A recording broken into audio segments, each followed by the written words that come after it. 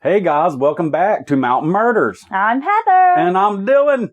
Hey, what's up? You seem like you're very excited to be Dylan today. I am. I'm on fire right now. I've just been making myself laugh and just saying dumb shit. And you're laughing. I hear you laughing now and again. Yes. Which is, yeah. So, I feel great today. Just before we sat down to podcast, you were singing your own version of TLC's Creep.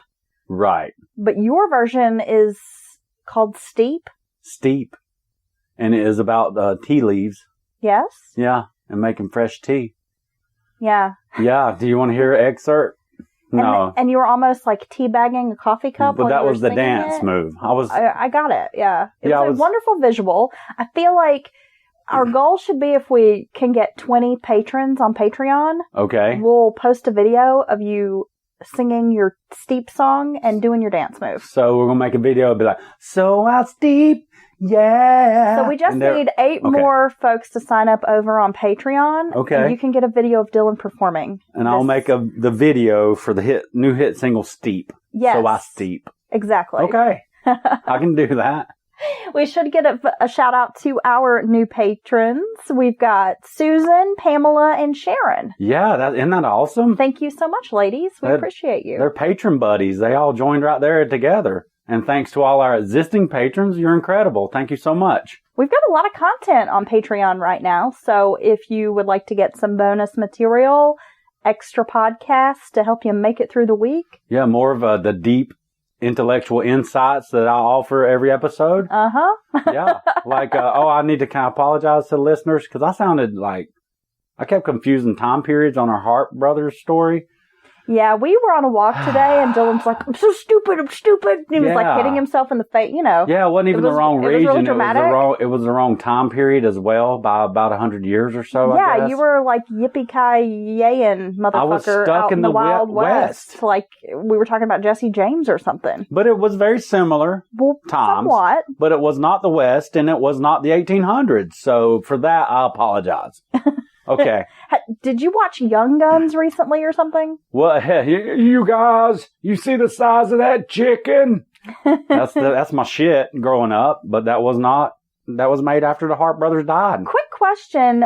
Why do men, and I'm going to say of a certain generation because it seems to be fellas around our age group, well, like maybe in the 10-year span of like our age or so, that love the movie Tombstone? Oh, well, Such a dude film. Well, come on. I'm coming back and bringing hell with me. You tell him I'm coming and I'm bringing hell with me. Well, I mean, it's just a very dude movie. Some great performances in there. And I'm your Huckleberry. Yeah, I mean, I think it's Val Kilmer's best performance Every ever. dude I know that's like in our age group loves Tombstone. Yeah, well, that's the best modern day Western has been made. That had that feel of the old cowboy movies. Okay. Yeah, a lot of tea, a lot of testosterone going on. Val Kilmer's best performance, eh? Yeah. Have you seen Val lately? I will argue that Real Genius is Val Kilmer's best performance. But then again, that is my favorite 80s movie. That is an incredible 80s movie. And anybody that's not seen it needs to see it. It's the best. So, yeah, it's just a very dude movie. And I think it hit us right there at that age, too. You know what I mean? Okay. That 10 to 13 age, right? Right. I don't even know if that's right. Probably about that. It's probably not, because I've been wrong. And we can talk about another region and time period if you like. Okay. All right. Let's do this. I'm getting stretched out over here. What are we going to see you? Yeah. Can we tell them about the crazy white dude we saw? Oh, man. We've got to tell them about our crazy experience today. Wild, wacky Waynesville. I'm going to write a book called While I Was Walking. And I'm going to dedicate it to Waynesville because every time we go walking, we encounter an odd character. We're just trying to exercise. Right. Just trying to get a couple miles in. I think we got 4 in today. Get the blood flowing a little bit. Yeah. It never fails. We encounter some weird shit.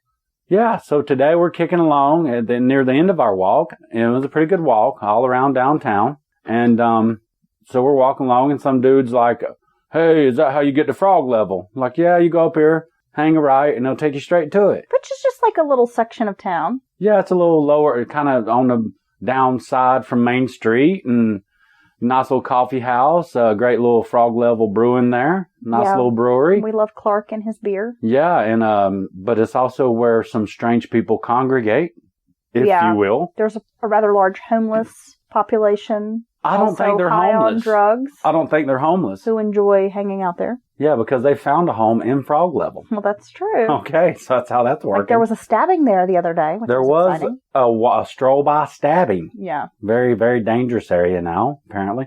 So anyway, this dude's like, how you get there? We tell him, and we continue. And what did he say next, honey? If this was your last day on Earth, what would you do? Okay.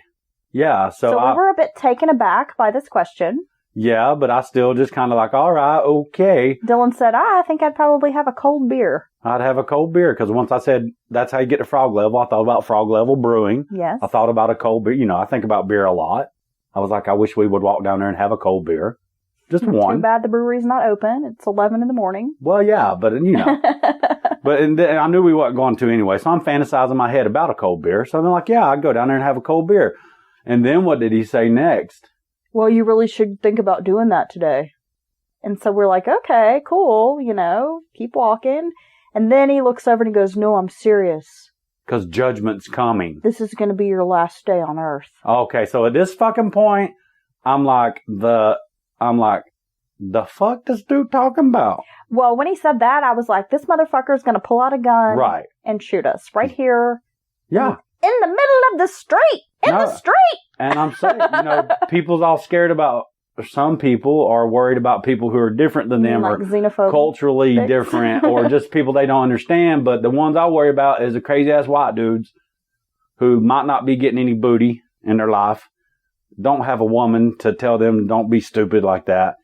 And they do crazy. That's the ones doing the crazy shit. And I was looking at this guy and I was thinking, oh my God, he's going to shoot us in the street right now.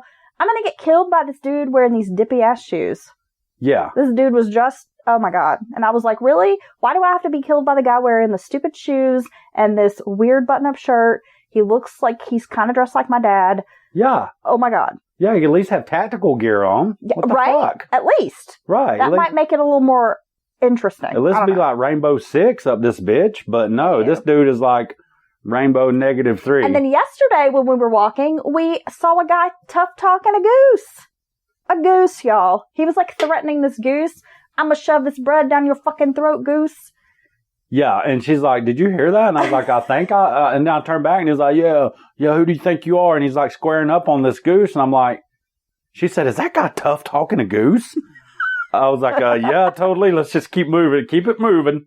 So this is a healthy amount of bullshitting, right? I think are we bordering on too much bullshitting? Are we going to get another one of those complaints of not a fan, too much bullshitting? I think this is the perfect amount of bullshitting. Okay, enough of the bullshitting. Are you ready to move on? Ready to dive into the case? To this incredible case we have to offer. Now, this is a newer story. It's been in the headlines in the last few years, so you may be familiar with this case. Oh, I'm sure we got some really great true crime fans out there, and I'm sure a lot of them have heard this story. This is a really wow story. But it's very interesting, almost like a picture of what is possible in the modern day when people who are sick in the head, you know, use modern techniques to do their crazy shit, right? Yeah, I guess that's a way you could sum it up. Yeah, well, sure. I'm sure that's how everybody sums it up. On the morning of August 26, 2015, a live interview was taking place at Bridgewater Plaza in Monetta, Virginia. The conversation was about an upcoming 50th anniversary of Smith Mountain Lake, which is located 26 miles south of Roanoke, Virginia. So, sounds like one of those feel-good fluff stories for the local news station. Have you ever been to Roanoke? No. It's a quaint little town. Okay, it's quiet. Yeah. A lot of history. Their downtown area is nice. They have kind of like a little city market, a couple of nice restaurants. Okay, so just a small town?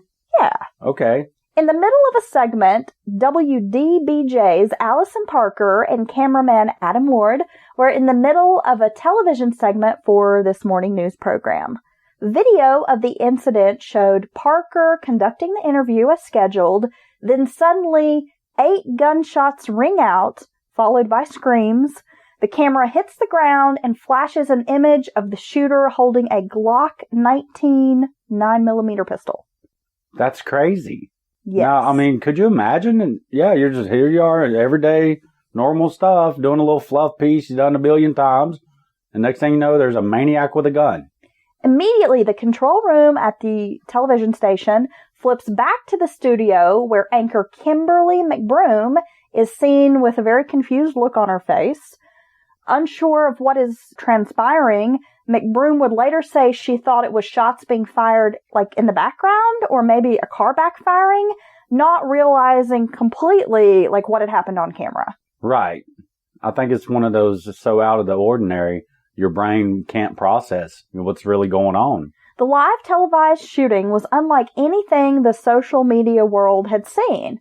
The suspect posted a video of the killings online. At 11:14 a.m., Vester Flanagan, known as Bryce Williams, uploaded a 56-second video to Facebook and Twitter showing the live interview. Flanagan pulls out a gun for 15 seconds. He's unseen by the 3 victims. That's the creepy part of that video. Viewers hear the word bitch mumbled and then Parker shot. The camera Ward is holding falls to the ground. The video cuts off. Later, investigators would note how Flanagan waited until the news camera was filming Parker directly before he fired the gun. Yeah, so he knew exactly what he wanted. He wanted this to be on air, live. Very premeditated. Right. He knew exactly what he wanted filmed. Right. And for the world to see. Yeah.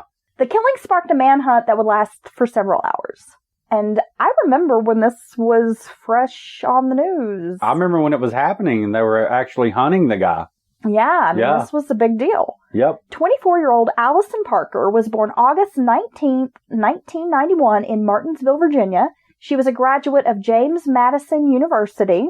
During her internship, she worked at a news station in New Bern, North Carolina, coastal town. In 2014, she went to work at WDBJ on The Morning Show. Now, just before the shooting, Parker had moved in with another anchor at the station named Chris Hurst. So here's a young woman, career-minded. She's kind of gotten this first big news job. Yeah. Meets an anchor there, falls in love, they move in together. I mean, these are people who have their whole lives ahead of them. Yeah, by all accounts, they were both good at their job, successful, young, attractive couple, going places in their field of present field of work, and looking to get in. I guess you always shoot for as a news anchor like the big boys, right? The network affiliate. You want to start at maybe a smaller market, work your way up. Right. Being close to home. I mean, she's from Martinsville, so I'm sure working in this Roanoke market was probably somewhat of a dream come true. Yeah, and everybody that knew in your them, home market. They were on their way up. They expected them to do, advance and move up in bigger markets. And they were just a kind of couple that it seemed like everybody liked them. Adam Ward was a Virginia Tech grad. He was born May 10th, 1988. He had only been working at the station since July as a photojournalist. At the time of his death, he was engaged to a producer, Melissa Ott. The woman who was being interviewed, Vicki Gardner, survived a gunshot wound. She was the executive director of the Smith Mountain Lake Regional Chamber of Commerce. Since this incident, she has sued the news station for $6 million. And rightfully so. You think so? I think so. Well, I guess we'll have to get more into the background of Mr. Flanagan. Well, we will. Yeah. Around 8:26 a.m., the ABC News affiliate got a 23-page fax from Flanagan. It was labeled Suicide Note for Friends and Family. Wow. So it's basically a manifesto, if you will. 23-page fax. Exactly. Yeah. Flanagan, who went by the professional name Bryce Williams, had been fired in 2013 because of his volatile behavior.